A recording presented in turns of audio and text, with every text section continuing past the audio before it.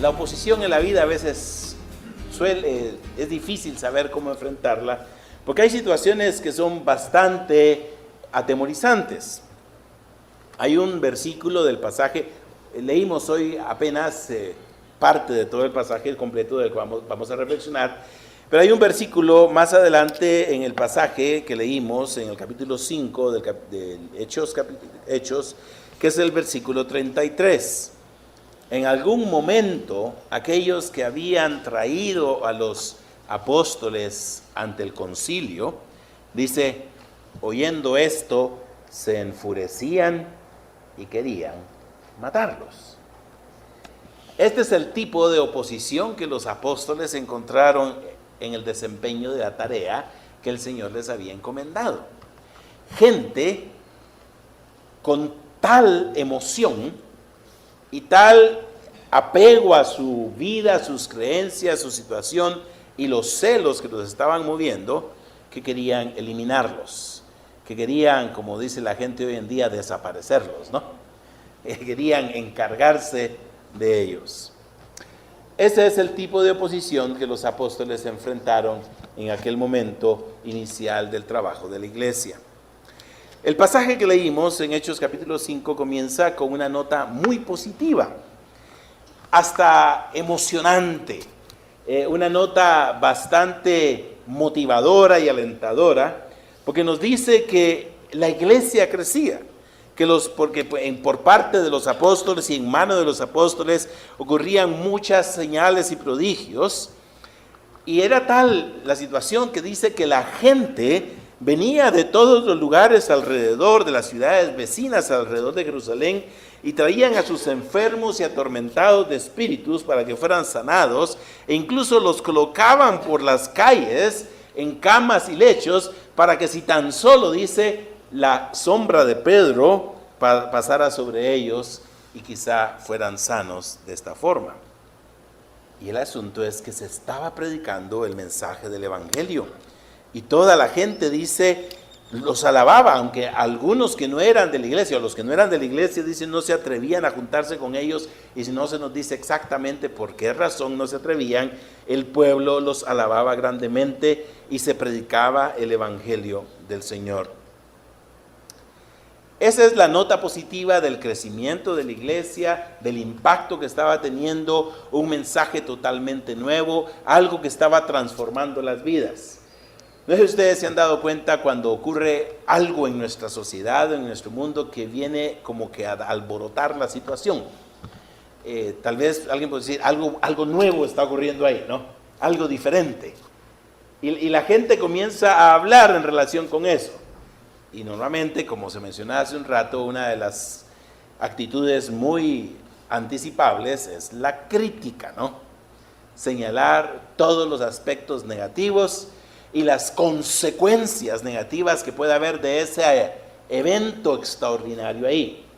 Ya sea que ese evento extraordinario sea porque se está dando ayuda a las personas, porque hay alguien que está enseñando algo nuevo, puede ser un sistema educativo renovador, que alguien por ahí está trayendo una campaña de ayuda social, algún plan de ayuda médica o algún concepto político innovador, etcétera. Algo que comience a hacernos pensar y darnos cuenta que se está saliendo algo de la rutina, y la pregunta es, ¿qué vamos a hacer? Y eso es lo que estaba ocurriendo. Había un grupito de personas que dice que perseveraban unánimes todos los días en el pórtico de Salomón, una de las varias puertas de ingreso al templo. Se había convertido, por decir así, en el punto de reunión de los primeros cristianos. Y la gente comenzaba a preguntarse, ¿qué estará ocurriendo en el pórtico de Salomón, verdad? ¿Qué es ese grupo que se encuentra ahí? Y seguramente iban los comentarios. Pues los seguidores del Nazareno, quizá podría ser o no. Aquellos que están enseñando ese nuevo camino. Aquellos que están sanando enfermos. Aquellos que sanaron a aquel cojo de nacimiento.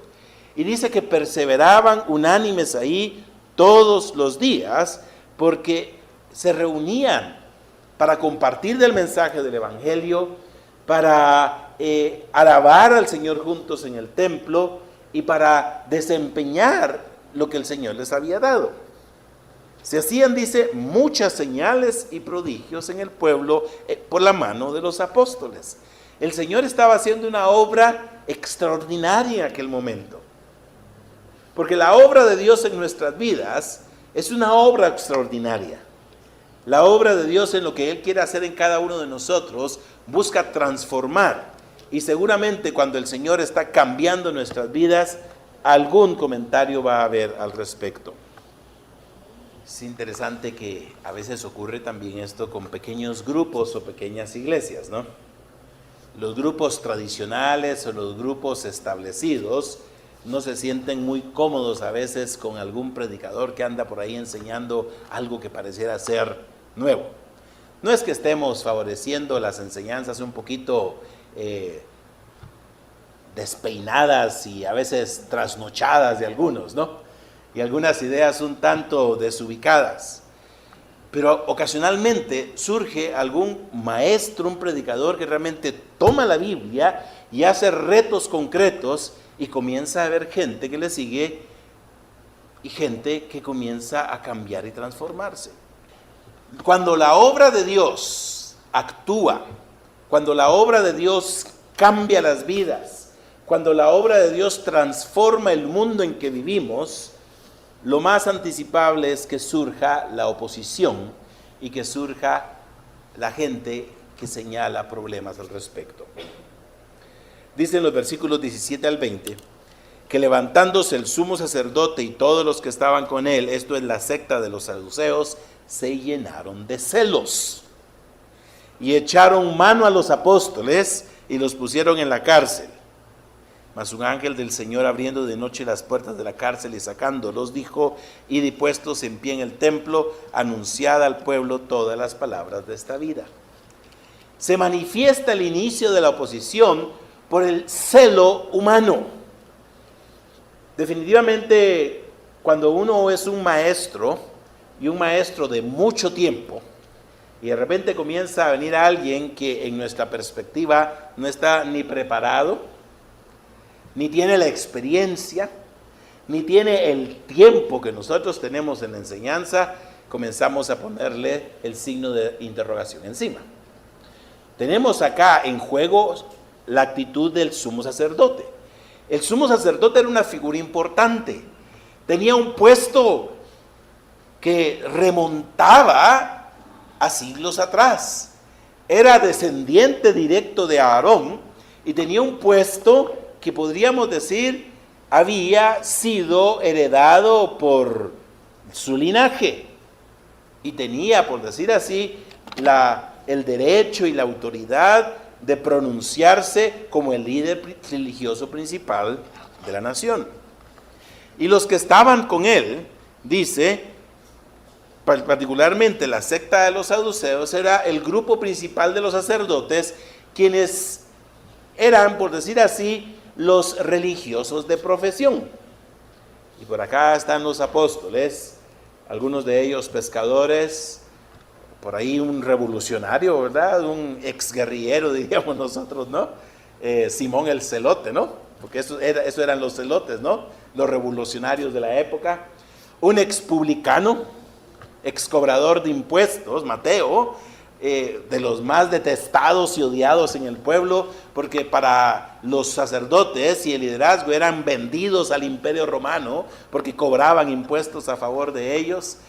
Este era un grupo de personas que no era de la categoría que el sumo sacerdote y los saduceos eran, y estaban haciendo en el templo, en las puertas del lugar de trabajo de los sacerdotes, el templo mismo, estaban haciendo una obra que atraía gentes y que ni ellos mismos habían realizado. Un par de cosas antes de avanzar en este pasaje es la pregunta: ¿lo que hacemos nosotros está atrayendo oposición? Fíjense que si no hay oposición a la obra que nosotros hacemos, posiblemente significa que, como dice aquel dicho, no estamos haciendo nada y lo que hacemos no huele ni hiede, ¿verdad? Es posible que realmente no estemos haciendo la obra de Dios como Dios espera que la hagamos. Porque la obra de Dios, que Dios espera que la hagamos, es una obra que debe cambiar y transformar el mundo en el cual nosotros nos encontramos. No es que seamos rebeldes sin causa, pero el Evangelio del Señor desafía las estructuras establecidas del mundo en que vivimos al proponer un tipo de vida completamente diferente, de sumisión al Señor, de obediencia al Señor. Me llama la atención las palabras del ángel que les abre las puertas para que salgan de la cárcel y las palabras que les dice que deben hacer. Puestos en pie en el templo, anunciad al pueblo todas las palabras de esta vida. Porque realmente el mensaje del Evangelio tiene que ver con una vida nueva, diferente y distinta. La vida misma que el Señor nos ofrece por medio de la obra de Jesucristo, quien al morir en la cruz del Calvario ha puesto la base para darnos la vida eterna. Así que la oposición que atrae la obra que los apóstoles están haciendo no es una oposición por estar haciendo algo indebido, no. Están proclamando el mensaje del Evangelio, pero suscita los celos por parte del liderazgo religioso de aquel tiempo y suscita los celos que hace que los coloquen en la cárcel. Naturalmente, la obra del Señor se manifiesta en liberarlos. Fueron unos escapados, diríamos nosotros tal vez, ¿no? Pero no es porque ellos mismos hubieran hecho lo posible para salirse de la cárcel. Había guardias afuera, como más adelante se dice, las puertas bien cerradas. No era una acción humana que hubieran agarrado una sierra y hubiera dicho a la gente, miren, así fue como ellos lograron salirse, hicieron un boquete en la cárcel y se escaparon. No, la cárcel estaba exactamente como la habían dejado cuando los metieron. Fue el ángel del Señor quien les abrió la puerta y permitió que salieran. Y no era un grupo pequeño de personas, se dice que fueron a los apóstoles a los que les echaron la mano. Y recordemos, eran 12, no era un grupo pequeño. A 12 metieron en la cárcel, 12 salieron y nadie se dio cuenta. Porque el ángel Señor en la noche viene y les abre la puerta y los motiva a continuar haciendo la tarea. Y por lo que dice más adelante el pasaje, es ahí donde los encuentran al día siguiente, predicando el mensaje del Evangelio en el templo. Cuando los comenzaron a buscar y no los encontraron, alguien les trae la noticia, dice el versículo 27, los varones que pusisteis en la cárcel están en el templo y enseñan al pueblo. Así que el trabajo que nosotros realizamos para el Señor, ya sea en la proclamación del mensaje del Evangelio o al vivir una vida diferente que debe impactar la sociedad en que vivimos, puede acarrear oposición. Pero la oposición no está para terminarnos, para acabarnos o para detenernos. La oposición tiene un aspecto positivo. Nos reafirma, nos confirma y nos motiva a seguir adelante. Y cuando Dios está con nosotros, como fue en el caso del trabajo de los apóstoles, la oposición no prosperó en aniquilarlos y destruirlos, sino que realmente la oposición permitió que se diera la oportunidad de continuar adelante. Cuando los encuentran al día siguiente en el templo, los traen, dice, tranquilamente, sin violencia, porque temían ser apedreados por el pueblo. El pueblo tenía favor, ellos tenían el favor del pueblo. La gente los alababa grandemente, así que los trajeron al concilio. El Sanedrín, el concilio, es como que si dijéramos, como observamos la vez pasada en relación con el capítulo 4, como que si lo llevaran a uno a una interpelación al Congreso, ¿verdad? Como que si lo llevaran a uno a pedirle cuentas de lo que está haciendo. Y lo primero que le dicen a aquellos hombres, tomándolo en relación con el capítulo 4, dice, no mandamos estrictamente que no enseñaseis en ese nombre. No mandamos estrictamente que no mandaseis en ese nombre. Es así como termina el capítulo 4, con la prohibición que les hacen a que no hablen y enseñen más en el nombre del Señor Jesús. Sin embargo, la respuesta de Pedro, después de que aquellos les reclaman, diciéndoles que han llenado a Jerusalén de su doctrina y quieren echar sobre ellos, dice, la sangre de ese hombre. Porque parte de la predicación de los apóstoles es que los judíos habían matado, y el liderazgo general de la nación, tanto religioso como político de la nación, que en cierta manera era uno solo, habían puesto a Jesucristo en la cruz del Calvario. Dice, y ustedes nos están echando a nosotros la culpa de la muerte de ese hombre, están echándonos la sangre de ese hombre. La respuesta de Pedro es necesario obedecer a Dios antes que a los hombres. Es necesario obedecer a Dios antes que a los hombres.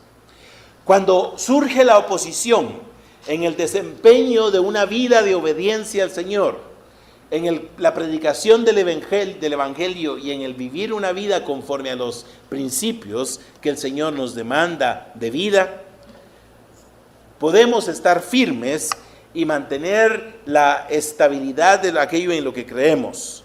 Y Pedro no se siente amilanado, utilizando la palabra que más temprano escuchamos, no se siente achicopalado por esa presencia de autoridad de los sacerdotes, y les dice a ellos en el versículo 30, el Dios de nuestros padres levantó a Jesús, a quien vosotros matasteis colgándole en un madero.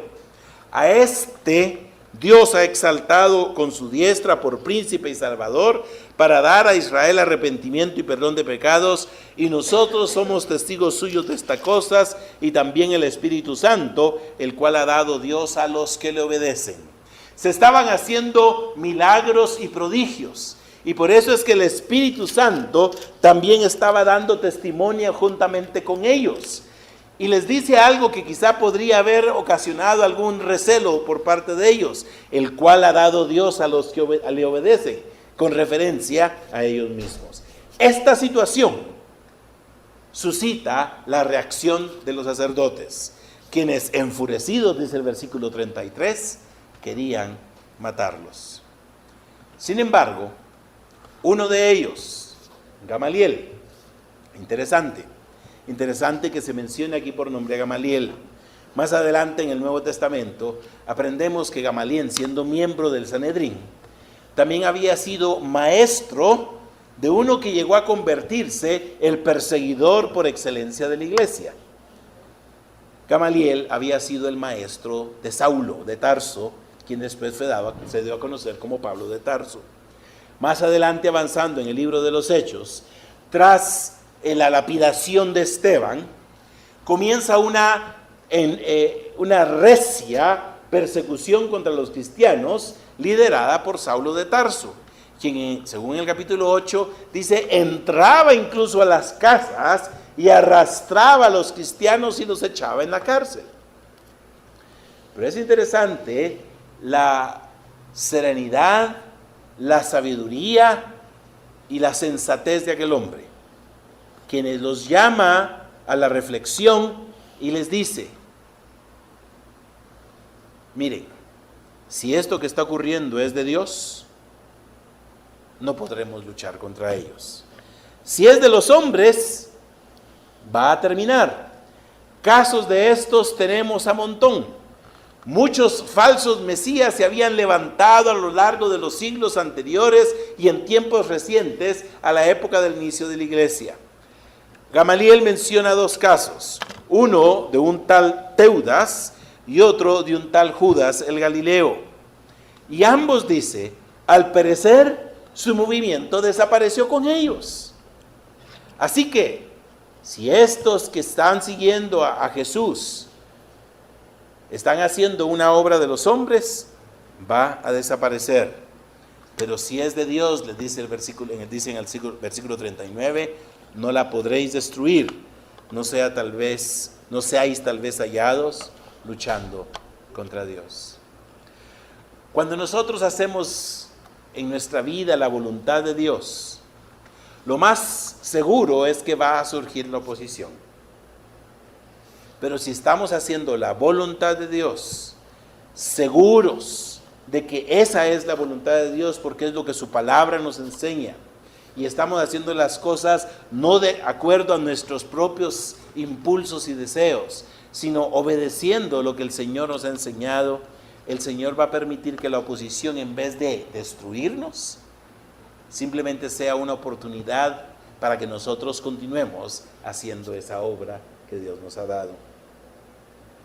Así que se pusieron de acuerdo con él, dice, convinieron con él, y llamando a los apóstoles después de azotarlos, les intimaron una vez más que no hablasen en el nombre de Jesús y los pusieron en libertad.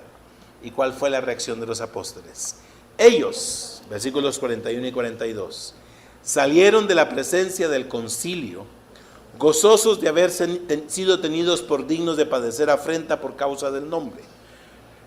Y todos los días, en el templo y por las calles, no cesaban de enseñar y predicar a Jesucristo. Cuando la oposición no prospera.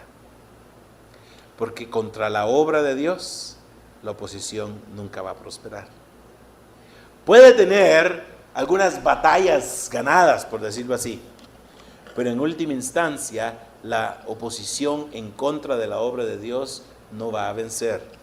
Las palabras de Gamaliel deben resonar en nosotros. Mas si es de Dios, no la podréis destruir. Quien se opone a Dios, llévalas de perder. Quien se opone a la obra de Dios, llévalas de perder. Quien se opone al actuar del pueblo de Dios, viviendo de acuerdo a la voluntad de Dios, llévalas de perder. El Señor Jesucristo mismo dijo que las puertas del Hades no prevalecerían contra su iglesia. Que las puertas del Hades no prevalecerían contra su iglesia. Ahora, eso no significa que todo lo que nosotros hacemos sea de acuerdo a la voluntad de Dios y que no pueda tener oposición. Hay cosas que nosotros a veces hacemos y pensamos que estamos haciéndolas para Dios, y cuando tienen oposición estamos diciendo se están oponiendo a Dios. Tendremos que preguntarnos, ¿no?, si lo que estamos haciendo es o no la voluntad de Dios. En el caso de los apóstoles, el mensaje del evangelio que tenían que predicar, le dice el apóstol Pedro a aquellos, era más importante, porque es necesario obedecer a Dios antes que a los hombres. La pregunta nuestra, y que a veces causa dificultades, ¿cuándo desobedecer a los hombres es obedecer a Dios? Porque en algunas oportunidades desobedecer a los hombres es desobedecer a Dios también. Porque Dios ha puesto a las autoridades, ha puesto las leyes y nos pide que nos sometamos a las autoridades. Así que esa dificultad es aquella situación que tenemos que decidir nosotros de cuándo desobedecer a los hombres es obedecer a Dios, y cuándo desobedecer a los hombres es desobedecer a Dios, y cuándo obedecer a los hombres es obedecer a Dios. Tendremos que aclarar a la luz de la palabra aquello en lo que Dios quiere que mantengamos firmes, nuestra firmeza en la proclamación del Señor. Pero una cosa es indudable: no podemos dejar de proclamar el mensaje de Jesucristo. Si en alguna oportunidad se nos prohíbe hablar del nombre de Cristo, ahí sí tendremos que desobedecer a los hombres. Si en alguna oportunidad se nos impide vivir de acuerdo a la voluntad de Dios, ahí sí es necesario desobedecer a los hombres. Y puede haber oposición, pero el Señor nos fortalecerá, el Señor nos prosperará y el Señor nos va a ayudar. No sabemos exactamente de qué manera, pero esa es la confianza que nosotros tenemos. Que contra Dios no hay oposición que prevalezca. Contra Dios no hay oposición que prevalezca. Vivir para Dios es una aventura emocionante. Hacer la voluntad de Dios en nuestra vida es una aventura emocionante. Es emocionante porque vemos la bendición de Dios, pero también es emocionante porque nos reta con situaciones difíciles que nos ayudan a definir más claramente lo que Dios tiene para nosotros. Esa oposición permitió que los apóstoles al final se sintieran, dice, gozosos de haber sido tenidos por dignos de padecer afrenta por causa del nombre. Una de las verdades claras de la enseñanza del Nuevo Testamento es que la vida del cristiano siempre debe anticipar oposición. El apóstol Pedro en su primera carta le dice a sus lectores que no deben de sorprenderse por el fuego de prueba que les ha sobrevenido. La vida del cristiano que vive de acuerdo a la voluntad de Dios no es una vida sin problemas. Es una vida en la cual se complican las situaciones si vamos a vivir de acuerdo a Dios. Porque el mundo no ama a Dios. El mundo se opone a Dios. Así que no debemos esperar que el mundo nos aplauda, que el mundo nos reciba. Podemos encontrar oposición, pero en medio de esa oposición podremos estar seguros que triunfaremos en el poder del Señor. Somos más que vencedores, dice el apóstol Pablo, porque el Señor está con nosotros. Y si Dios es por nosotros, ¿quién contra nosotros?